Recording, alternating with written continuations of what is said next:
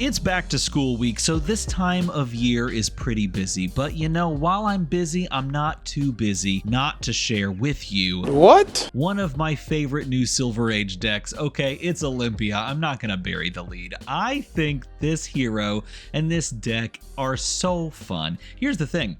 Out of the heavy hitters set, out of New Zealand, I came away from that experience and that set thinking I loved Olympia. I loved the way he played. I loved the wager mechanic. I loved doubling down and trying to make people decide whether or not they wanted to stop the value train. I thought that was really cool. And LSS has taken that idea and pushed it to the nth degree with this Olympia version. With all of these new Olympia cards, I took some inspiration from the original Armory deck, but I built it out and tested it and tried weird stuff. I even tried playing Decimator with some of the new cards, and I came back to this. So I want to share this with you and kind of just gush. I just want to gush, really. Here's the thing. So first things first, Olympia in this new configuration is so freaking much fun.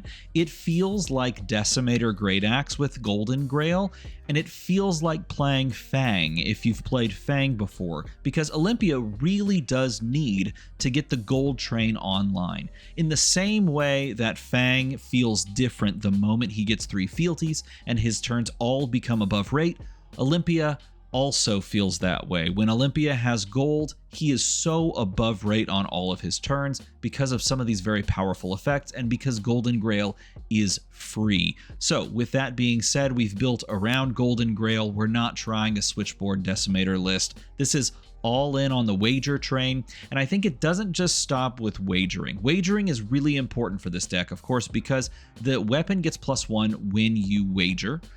You also get a gold from Olympia if you win a wager, and all of these wager, power attacks, they give +3 and the ability to wager. All of this builds to having a very big cash-in turn, wherein we're drawing hopefully reds and a couple of yellows to make that turn even bigger and the sword even stronger. So that's the general macro of this deck list. I think there's a couple of very important pieces that you have to include in this list to be generally competitive with the field, though, and it doesn't just start and end with wager. We also need to push those over the top, because here's the thing.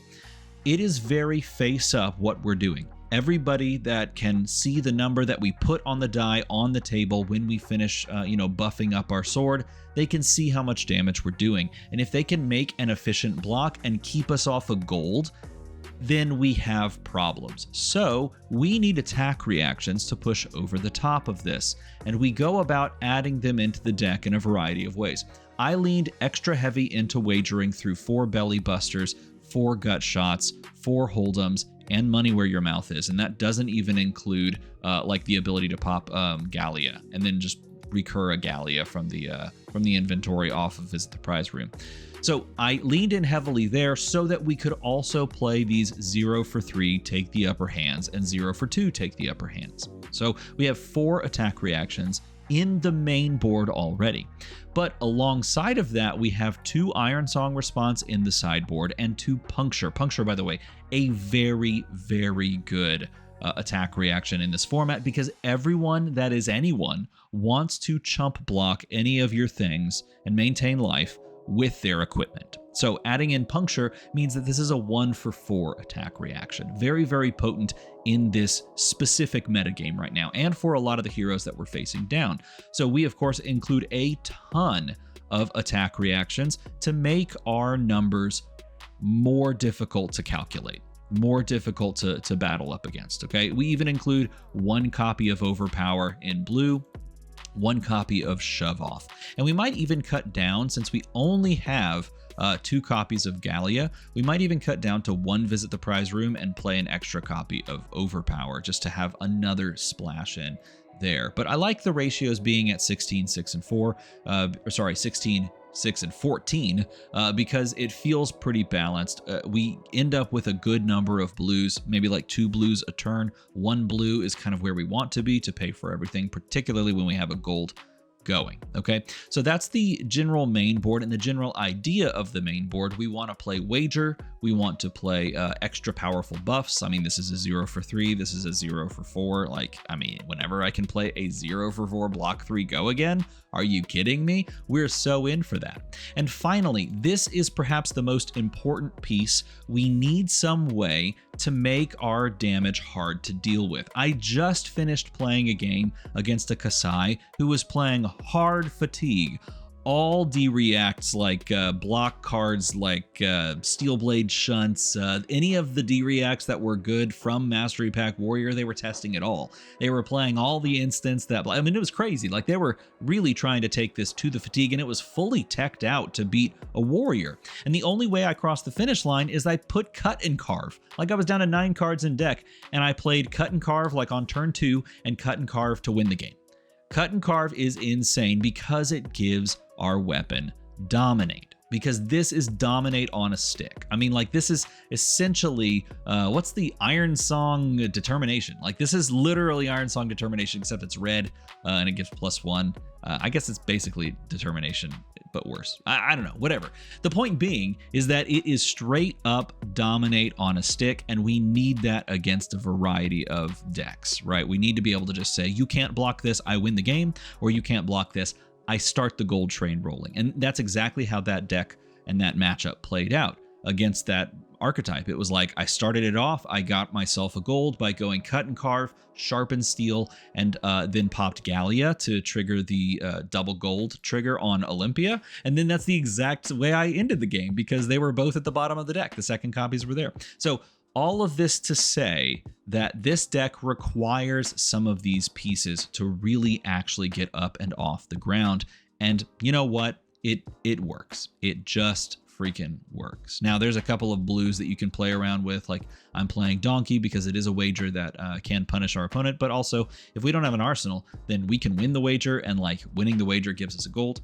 And I'm playing Golden Company because we might just collect some gold and be able to just chuck it out there as a 0 for 4 blue that also pitches. In the sideboard as well, I have 4 poppers because Dromai will eat us, and unfortunately, I don't know if we can actually salvage that matchup except for just going really fast. And I'm playing 2 Arcane Polarity with AB3. Okay, if you're curious what this deck looks like when you can play out some crazy turns, here it is. All right, here I just queued into a practice game just to show you some of these lines. Oftentimes at the beginning of the game, I will just straight up face up start the game like this, and my opponent will either block it, maybe they'll block 3, maybe they'll block 0, maybe they'll block 6, I don't care. I will pop Gallia so that I can get the trigger here, and it goes from 3 to 8 because we played check raise, and check raise is going to check when you actually end up triggering the wager, and it'll give you the buff. And then of course we can also throw this on there. Oftentimes the people will block this, so you can push this all the way up to 14. That's just a, you know, a 4-card 14. So that's like 2 points off of like everything in your hand being a 0 for 4. That's pretty good. That is pretty good. Yep, that's pretty good. I don't want to pay for my boots because apparently I have to say that every single time.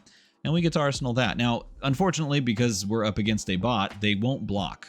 Maybe there's a way to set the bot to block. I don't know. I don't care that much. But what I do know is that we can do some pretty crazy stuff by playing like Sharpen Steel, Cut and Carve, and then I can pop here to play Money Where Your Mouth Is, and then I can swing the sword, and I can pay a gold and wager, and there's 11, and then they block it, and then there's 14 damage again, and this time we get to arsenal here. Now, of course, they have to block it for Iron Song Response to get the buff, but you're getting the picture.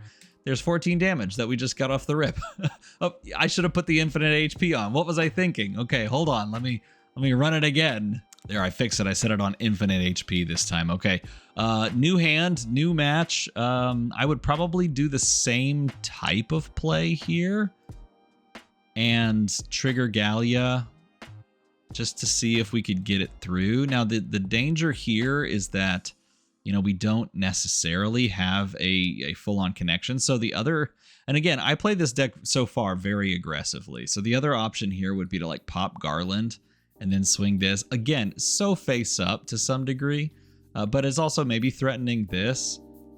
And then we come in for 10, right? And then we've set ourselves up nicely with 2 gold and cash in an arsenal. So we can take whatever, you know, block. By the way, Prize Worn Pathfinders is super fun. It's like not as good as friggin' Valiant Dynamos, but it doesn't need to be in this format. And now we just commit war crimes, you know. We just do this, and then we swing with the gold, and then we wager for it all, because 10, 12, 14, 17. You know, I mean, it's numbers. What can you say? It's numbers. So I mean, it's not rocket surgery, everybody. This is just what we do. So anyway, you can see why I'm smitten with this deck. It feels so good. Is it perfect? No. Is it going to lose to things? Yeah, like I think it's going to lose to board state decks. I think it doesn't necessarily outrace the 2 fastest deck in the format. Is it just gonna blow people up sometimes? Yes, it will. It will blow people up, and you can enjoy that. You can just taste. You can taste the tears of watching an exploded person, you know, just melt down. So that's what I give to you as a gift. You're welcome. I hope you enjoyed this type of video. If you did, make the number go to the other number, because numbers are cool and we like them going up. As always, thanks for watching.